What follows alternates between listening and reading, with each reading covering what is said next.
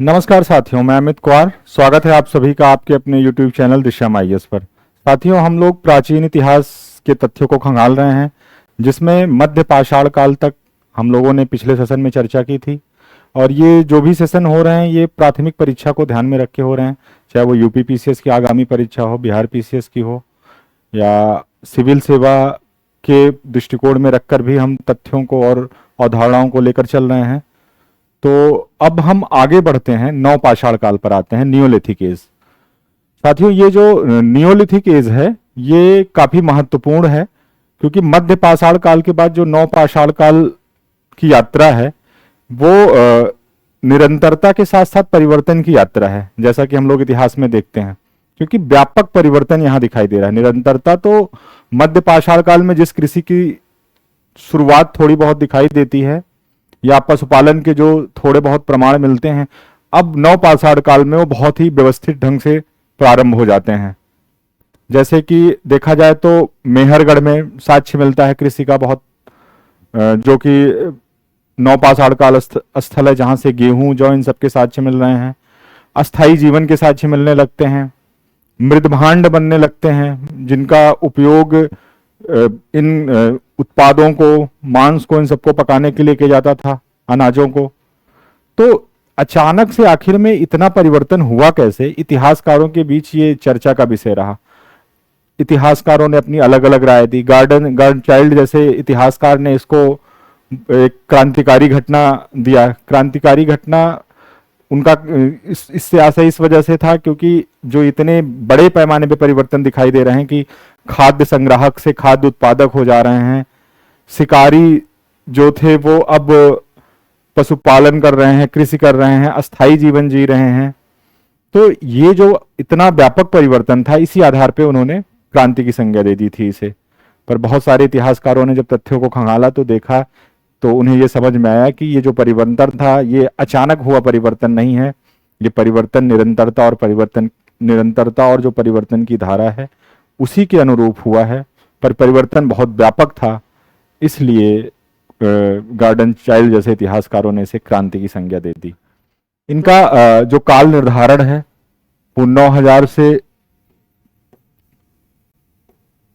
माना जाता है, लेकिन भारत में जो है इनके साक्ष्य 4000 ईस्वी पूर्व से मिलते हैं। सामान्यतः यह माना जाता है 9000 ईस्वी पूर्व से। गार्डन चाइल्ड ने इसे अन्न उत्पादक संस्कृति बोला है, क्योंकि इसमें कृषि का व्यापक रूप से प्रसार होता है। कृषि जो है एक उत्पादक गतिविधि के रूप में निकल के आती है, तो इसलिए इस संस्कृति को उन्होंने अन्न उत्पादक संस्कृति बोला है।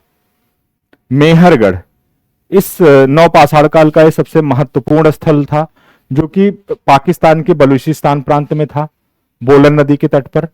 ये लगभग 7000 ईस्वी पूर्व में यहां से कृषि के साक्ष्य मिलते हैं। यहां से गेहूं, जौ के उत्पादन का साक्ष्य मिला है 7000 ईस्वी पूर्व में।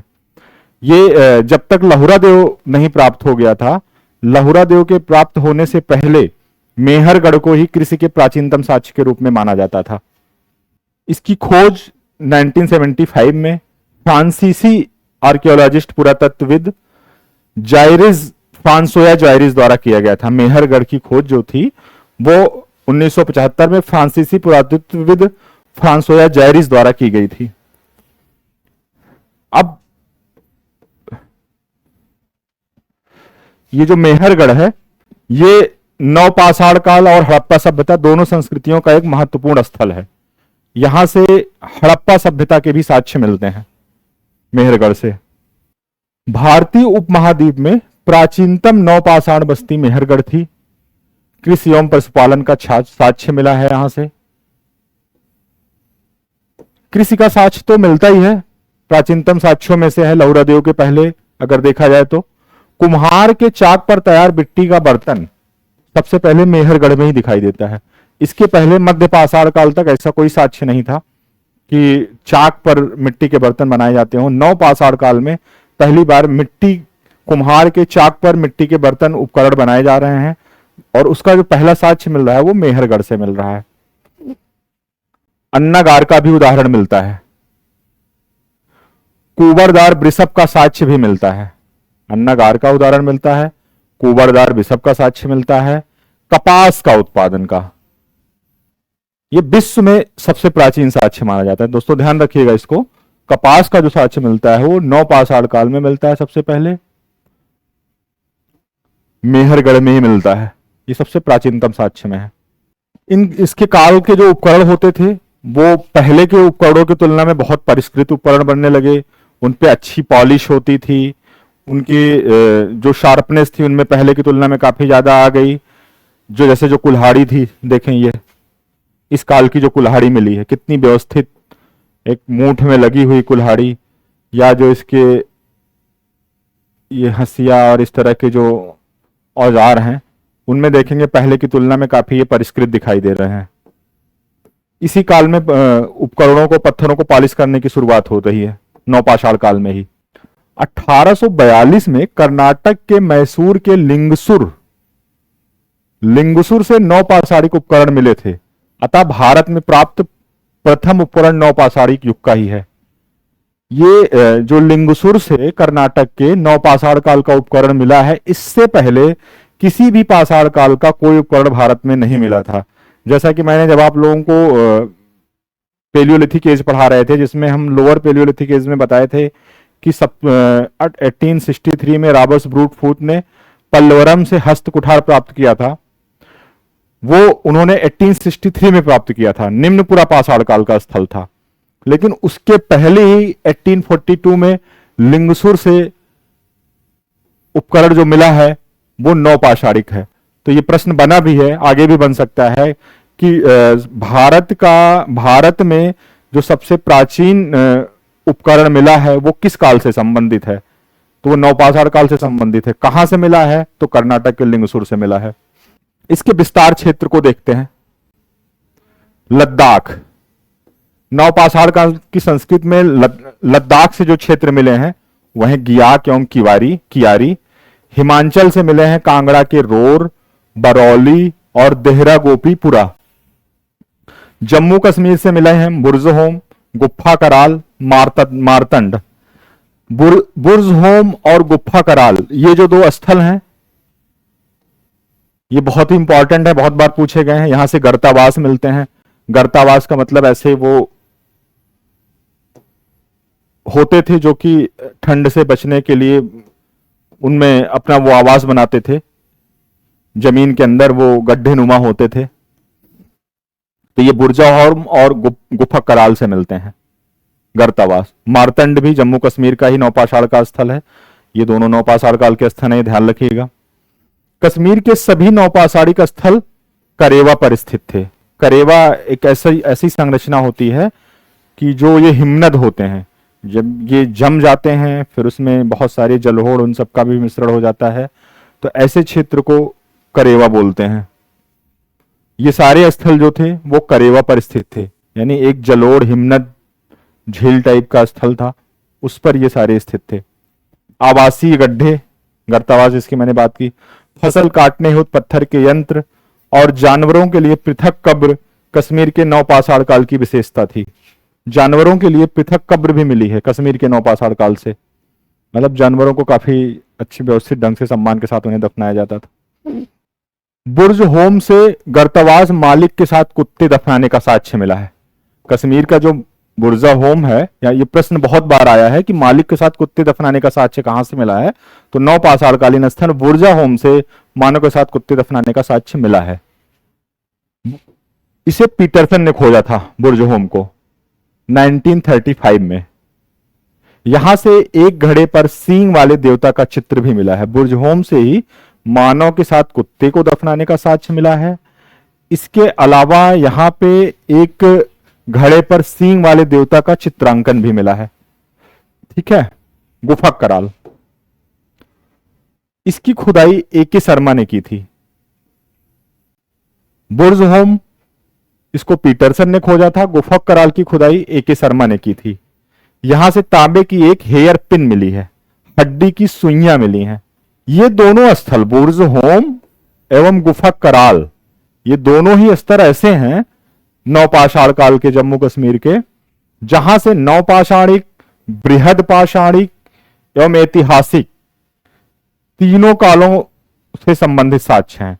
बृहद पाषाणिक का मतलब जो दक्षिण भारत में महापाषाण कालिक संस्कृति जिसे बोला जाता है, जिसमें पत्थरों के बड़े बड़े टीले में शव दफनाए जाते थे, बड़े बड़े उसमें स्तंभों में। उसके अलावा ऐतिहासिक काल, ऐतिहासिक काल वो काल है जो जहां से हमें लिखित रूप में इतिहास के साक्ष्य मिलने लगते हैं। तो तीनों कालों से बुर्ज होम एवं गुफा कराल संबंधित है। उत्तर पश्चिम क्षेत्र में देखा जाए तो पाकिस्तान के बलूचिस्तान प्रांत में स्थित मेहरगढ़, किलोगुल, मोहम्मद स्वात घाटी में स्थित लोबनार एवं सरायखेला से नवपाषाण के उपकरण मिले हैं। उत्तर पश्चिम में तो पाकिस्तान के बलूचिस्तान क्षेत्र का मेहरगढ़ हो गया।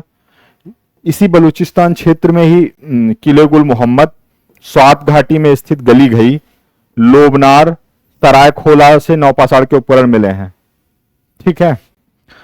मध्यवर्ती क्षेत्र में आएंगे तो इलाहाबाद के बेलन घाटी क्षेत्र में स्थित कोल्डीवा, महगढ़ा एवं पांचो क्षेत्र हैं मध्यवर्ती क्षेत्रों में। कोल्डीवा जो है यह नवपाषाण, ताम्रपाषाण एवं ऐतिहासिक काल तीनों से संबंध स्थल है। कोल्डीवा, एक बार अभी हम इन सारे फैक्ट को देख ले रहे हैं, फिर से हम मैप पे आके पीछे से एक बार मैप पे भी सारे साइट्स को देख लेंगे। कोल्डीवा जो है नवपाषाण काल, ताम्रपाषाण काल एवं ऐतिहासिक काल तीनों से संबंध स्थल है। यहां से धान की खेती किए जाने का प्राचीनतम साक्ष्य मिलता है। 6500 ईस्वी पूर्व के आसपास यहां से धान की भूसी मिली है, जिसके आधार पे धान की बल्लियां और भूसियां मिली हैं, जिनके आधार पे धान की खेती का प्राचीनतम साक्ष्य ये माना जाता है। यहां की एक विशेषता डोरी छाप मृदभांडों का मिलना है। अभी जैसा कि मैंने बताया था, मृदभांड नवपाषाण काल में सबसे पहले कहां से मिल रहे हैं, तो मेहरगढ़ से मिल रहे हैं। डोरी छाप मृदभांड कहां से मिल रहे हैं, कोल्डीवा से मिल रहे हैं। अब एक स्थल और देखते हैं, चोपनी भांडो। चोपनी भांडो जो है यहां पे पूरा पाषाण काल से लेके पेलियोलिथिक एज से लेके नियोलिथिक नवपाषाण काल तक के तीनों चरणों के तीनों के अनुक्रम दिखाई पड़ते हैं। यानी कि यहां पे तीनों कालों से संबंधित साक्ष्य मिले हैं चोपनी भांडों से। मध्य गंगा घाटी क्षेत्र, बिहार स्थित चिराद, सेनुवार, मनेर, ताराडीह आदि, ये मध्य गंगा घाटी के क्षेत्र है। इसमें चिराद जो है ये बहुत महत्वपूर्ण है, जो कि बिहार में है। यहां से बहुत बार प्रश्न आया है। यहां से नवपाषाणिक एवं ताम्रपाषाणिक दोनों से संबंधित साक्ष्य मिले हैं। हिरण की सींग की हड्डी के बने उपकरण मिले हैं। हिरण की सींग की हड्डी के बने उपकरण। चिराद से ही मृदा मूर्तियां भी मिली हैं, जो कि कुबरदार बैल, नाग एवं चिड़ियों की हैं। यहां हाथी दांत की हड्डी से बनी चूड़ी भी मिली है। ये बहुत बार पूछा गया है कि कहां से हिरण की सींग की हड्डी के साक्ष्य मिले हैं, उससे बने उपकरण मिले हैं हिरण की सींग की हड्डी से बने, तो वो चिराद से मिले हैं। चिराद नवपाषाण कालीन स्थल है और वो बिहार में है। तीनों चारों फैक्ट बहुत इंपॉर्टेंट है। इसके अलावा यहां से ये सब भी ध्यान रखिएगा, मृद मूर्तियां मिली हैं, कुबरदार बैल, नाग, चिड़िया, हाथी दांत की हड्डी से बनी चूड़ी भी मिली है। और कुछ साइट्स देखते हैं। मध्य पूर्व क्षेत्र, झारखंड के सिंहभूम जिले में स्थित बरूडीह तथा उड़ीसा के मयूरभंज जिले में स्थित कुचाई वैदीपुर, झारखंड का सिंहभूम जिले में स्थित बरूडीह, उड़ीसा का मयूरभंज, बैदिरपुर, सुलभडीही, गोलबाइसन प्रमुख पाषाणिक स्थल हैं। पूर्वोत्तर भारत, ये ध्यान से देख लीजिएगा। यहां पे जॉन लुबाक ने असम की ब्रह्मपुत्र नदी घाटी में नवपाषाणिक स्थलों को खोजा था, इनके उपकरणों को। जॉन लुबाक ने असम की ब्रह्मपुत्र घाटी में, यहां से जो स्थल मिले हैं वह है दौजली हैंडिंग, सरुतरु, मर्कडोला। ठीक, इन सारे स्थलों को एक बार हम मैप में देख लेते हैं पीछे। ये देखिए,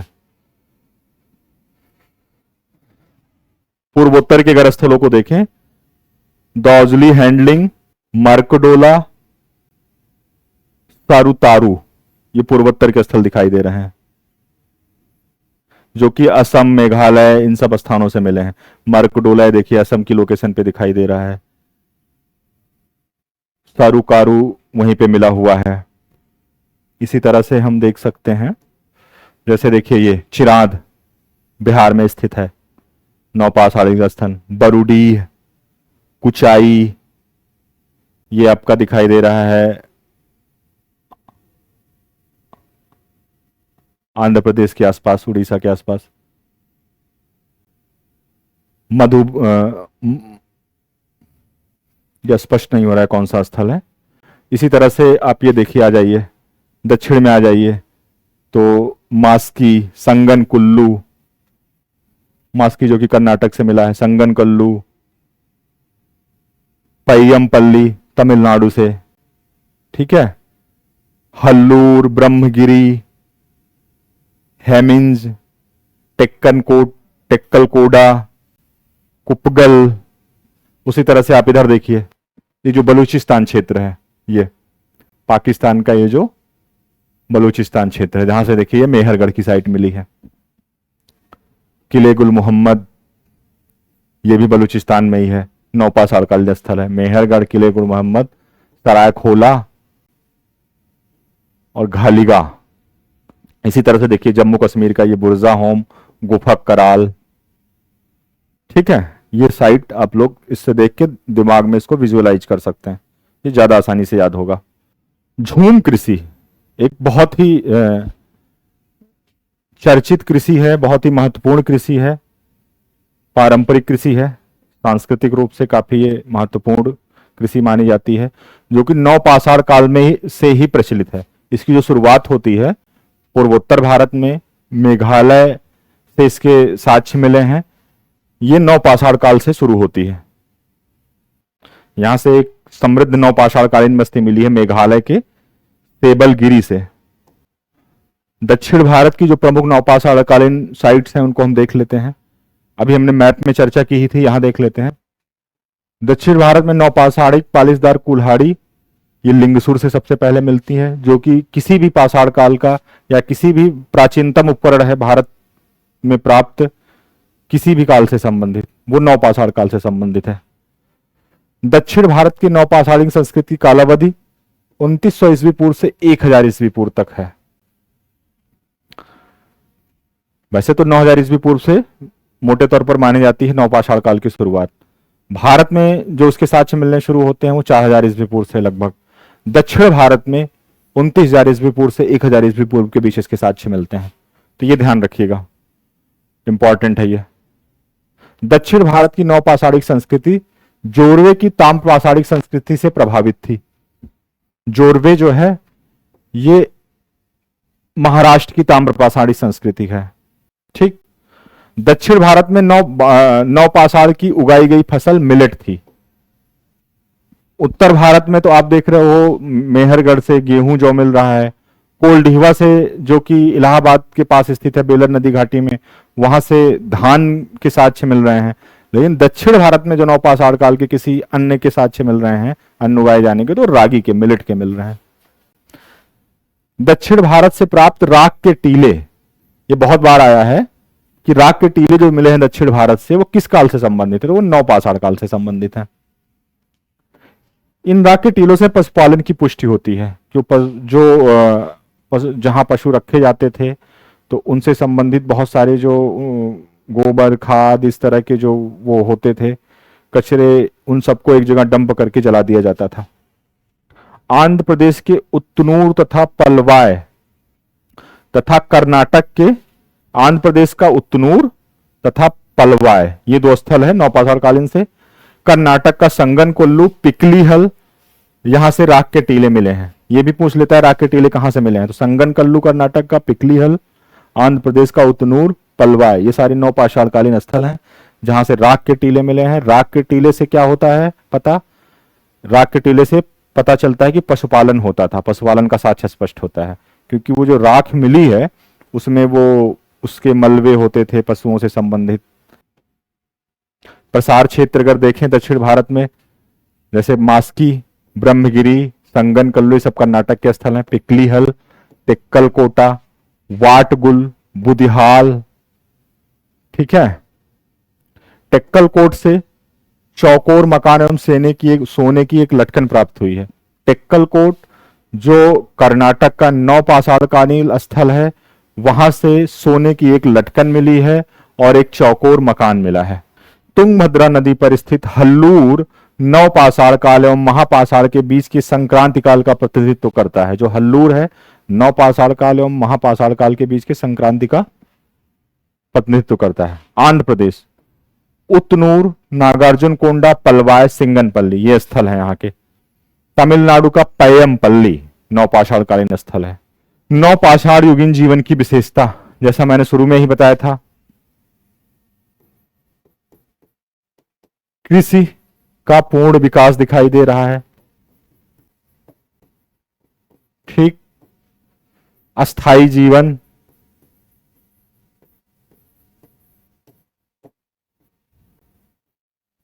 व्यापक स्तर पर पशुपालन,